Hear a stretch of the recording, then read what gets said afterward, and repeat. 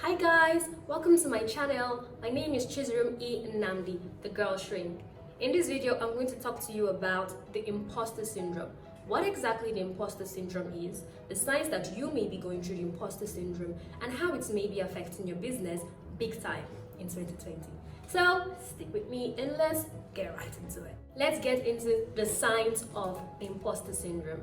The first one is thinking you got here by chance. Some people just look at where they are currently in their business and have this feeling or this thought that, oh, I got here by chance, I didn't prepare for any of this, it came to me by a stroke of luck, and because of that, they feel they are not worthy to be where they are currently. Second one is thinking that anyone or everyone can do what you're doing currently exactly the same way you're doing it, so there's nothing special about what you're doing.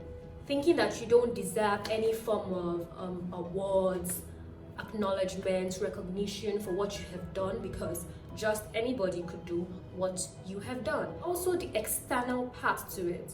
The first three I mentioned are kind of like the internal parts, your thought system and your thoughts processing. Then the external part to it.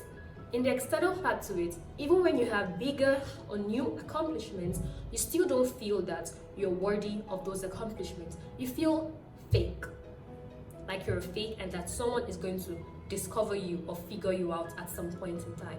And then you don't take opportunities that are presented to you because you feel that if you were to get that opportunity, you'd be discovered on the job or you'd be discovered while you're doing that business that you're a fake. Now, I have said so much about the meaning of the imposter syndrome, the signs that you may be having the imposter syndrome. Now, there's one more thing I have to add. The imposter syndrome is popular. Many people are going through the imposter syndrome. It doesn't matter what kind of business you're in. It doesn't matter how much you have achieved. It doesn't matter how smart you are, how good you are at what you do, or how developed or how much knowledge and education that you have gathered over time. The point is that people just feel at some point that they're fake and that they're going to be discovered and they're just not good at what they're doing. There are two major ways the imposter syndrome affects your business in 2020. The first is this, turning down opportunities because you feel you're not good enough.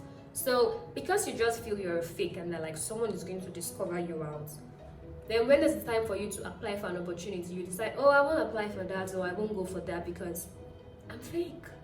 They're going to find me out. Like, someone is going to know that I can't do it really well. And there's no such thing as that. Even when you have a proven track record of doing well at a certain thing, people who have the imposter syndrome just feel that you're not good enough for that opportunity. The second one is locking up when issues crop up. Now, when an issue comes up in your business or in your workplace or something, you just lock up and you just want to hide because you feel they're going to discover you, or like the truth is going to come out that you're not good at what you're doing, or the truth is going to come out that you're not really, like you don't know your stuff. The third way it affects your business is that you take ideas or you listen to advice from every Tom, Dick, and Harry. Now, because you think that you're an imposter or you think you're not good at what you're doing, you decide to listen to advice from people who you feel know your stuff better than you know your stuff, which may not actually be true. The thing with the imposter syndrome is that you're evaluating yourself based on your internal abilities, your thoughts, your emotions, and your feelings.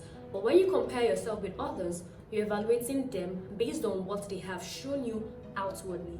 And if you weigh it that way, like it's not really fair. You're evaluating yourself based on your thoughts and your whole internal processes, and you're evaluating yourself with another person based on their outward appearance. And of course, whatever it is that people show you outwardly, it's kind of like ironed out and smooth and pretty, and like the way I'm looking at this camera now, that's the outward appearance people show you. They show you that they know their stuff, but inside they may be going through the same thing that you're going through. Imposter syndrome for quite a long time, and I'm still in the process of overcoming the imposter syndrome. So you're not alone if you're feeling the imposter syndrome or if you're going through any of these things I've mentioned. If you want to learn about how to overcome the imposter syndrome, I'll be talking about that in my next video, so please stay tuned. Learn more about wellness, health, psychology, and basically improving your life and business, then subscribe and put on your notification button. I will put up videos every week I hope you enjoyed this video. If you do, please comment below and talk to me about how you felt, if you've ever experienced the imposter syndrome, and for those who may have gone through the imposter syndrome and overcome it at some point in time, explain, please also share how you overcame the imposter syndrome. Once again, my name is Chizurum E. Nnamdi, the girl shrink. Thank you for watching and see you in the next video. Bye guys!